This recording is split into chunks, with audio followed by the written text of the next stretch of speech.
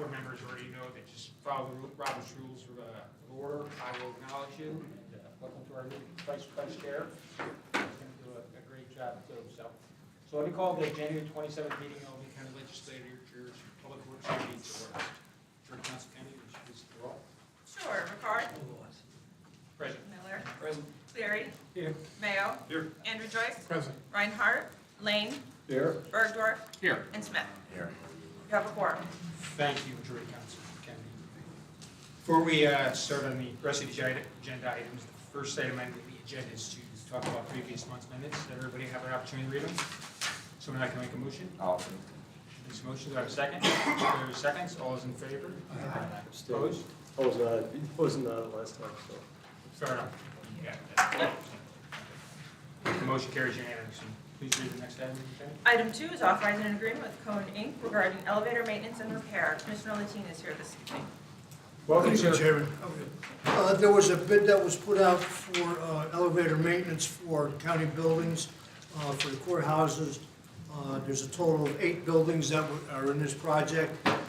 The total amount per year is $81,300 annually for $244,080 for a 3-year contract, and we added $144,540 for emergency repairs. This is covered. This is 60% county and 40% state is covered under the 686 program for the courthouses. Thank you. Before I ask any questions, please acknowledge Mr. Reinhardt. Is okay? Do any legislators have any questions on this item? Motion. Mr. Joyce makes a motion. You have a question or second? Second. All those in favor? Aye. Opposed? Item carries unanimously. Item 3 is authorizing an agreement with Romeo Toyota regarding the purchase of 15 Toyota Prius plug-in hybrids. Yes, we put out an RFQ under a mini bid, and they were the lowest responsive bidder for $589.20. This is going. We have 22 gas Focuses that are left in the fleet. This will get rid of it. We'll be auctioning off 15 of the Focuses, the gas Focuses.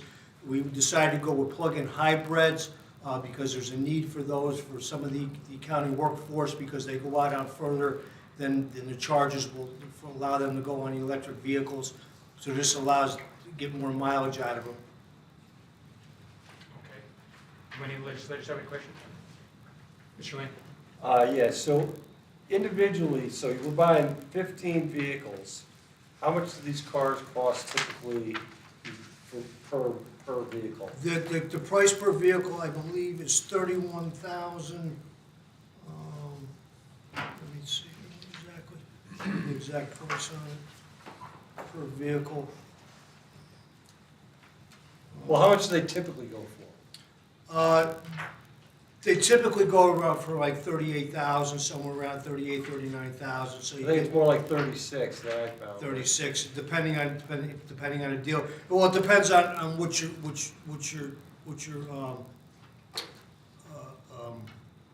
options are on the vehicle also.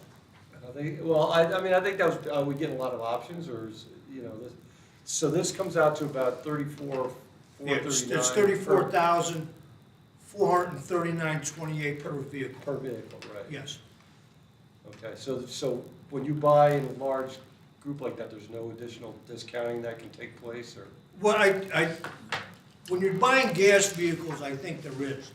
When you're buying hybrids or electric vehicles, you don't get as much as a discount as you normally would because of, everybody going towards that product.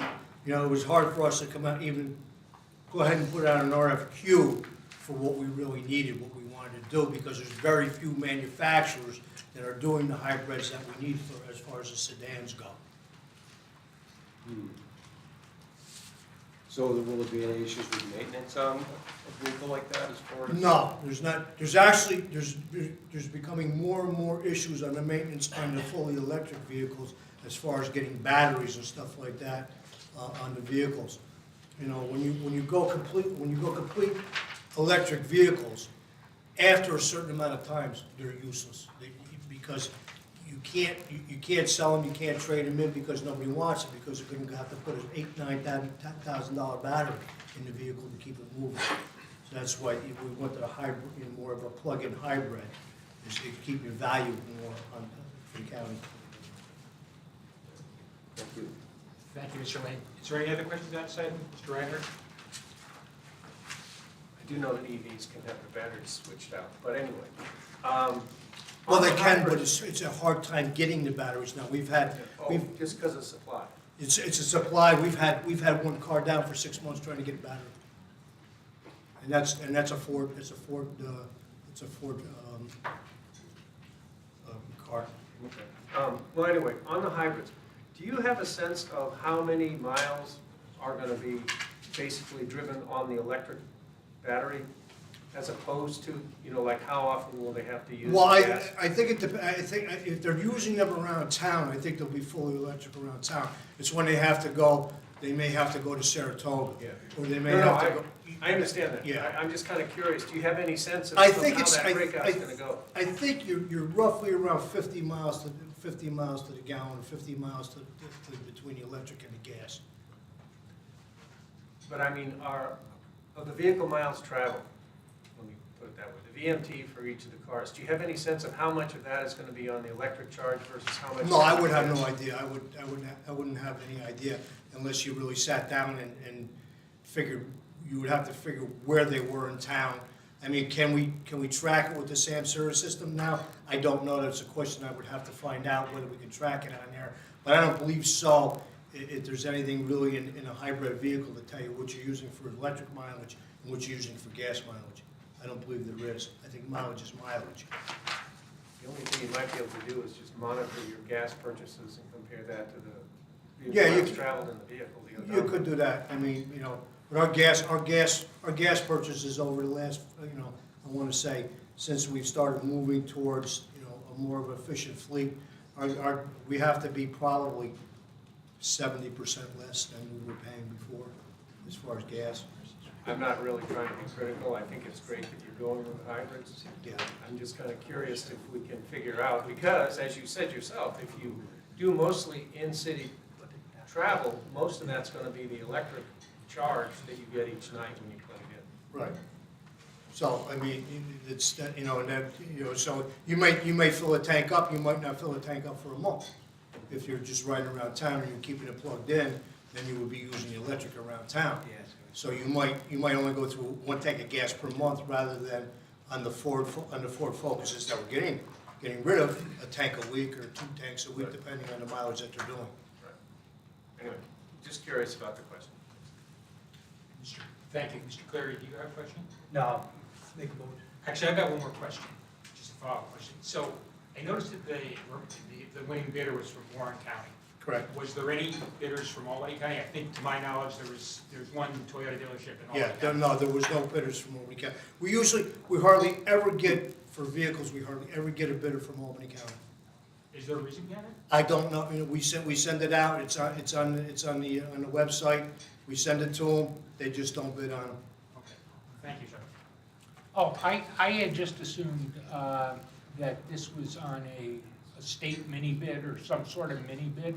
Well, What I saw was Romero. right, we put the RFQ out, and it goes on the state site, mini bid site, Okay. and then everybody's able to see it, and that's where we get, a lot of times we'll get, I forget what, I can't remember, we get some people out west that we get the vehicles from, when they were gas operated, it's depending who, and it also depends who can get their hands on the stock too.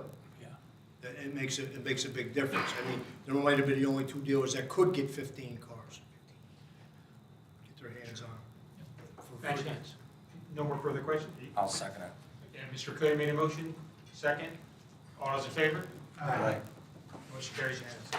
Thank you very much. Thank you, sir. Item 4 is authorizing acceptance of a grant from the Environmental Facilities Corporation regarding the treatment processing improvement project at the north and south plants. Director Gaudio is here. Thank you. As indicated, this is an approval request for a grant application and acceptance of a grant through Environmental Facilities Corporation. The grant is a Water Infrastructure Improvement Grant, or WIA as it's commonly called. The amount is for $25 million. This will be put toward our north and south treatment process project. Total estimated project cost for that work is $113.64 million. Thank you. Do any legislators have any questions on this item? Charlene? Yeah, so this is, I guess the county share would be about 88 million over 4 years? Is that about basically how this is gonna work out, or is it? Yeah, so we actually have 22 25. Unfortunately, we just got notice for a WQIP grant that we weren't successful in, so we'll kind of regroup this year. So we do have some other options through other DEC grants that we're gonna continue to pursue, but as it relates to this, yeah, 25 million comes off the top, and then we would be, as the county, or specifically the water purification, would be responsible for the remaining amount. Okay, and those are the funds that are being spread out over the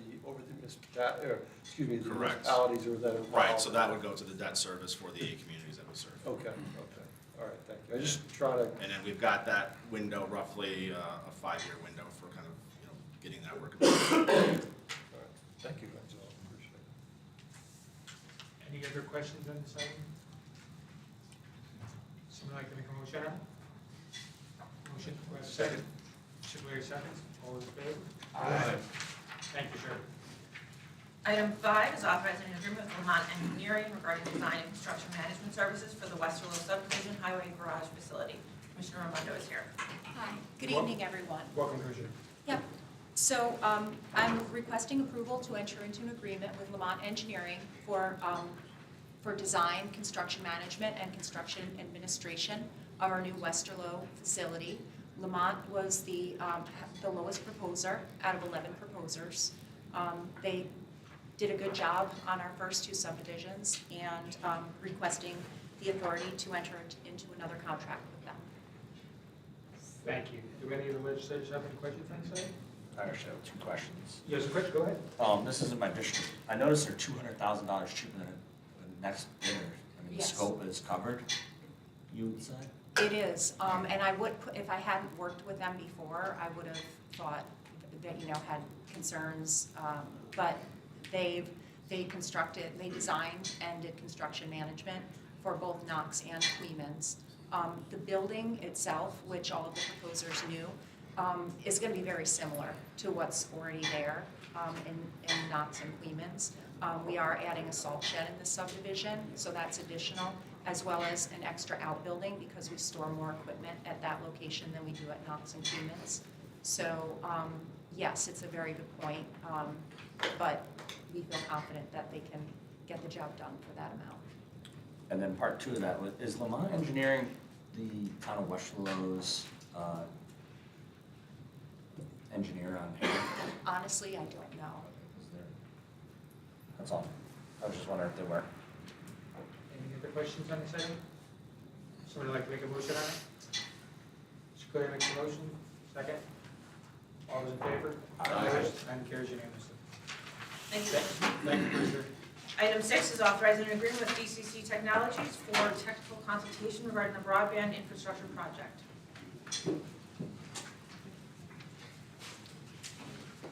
I'm Josh Beams with the County Administrator's Office.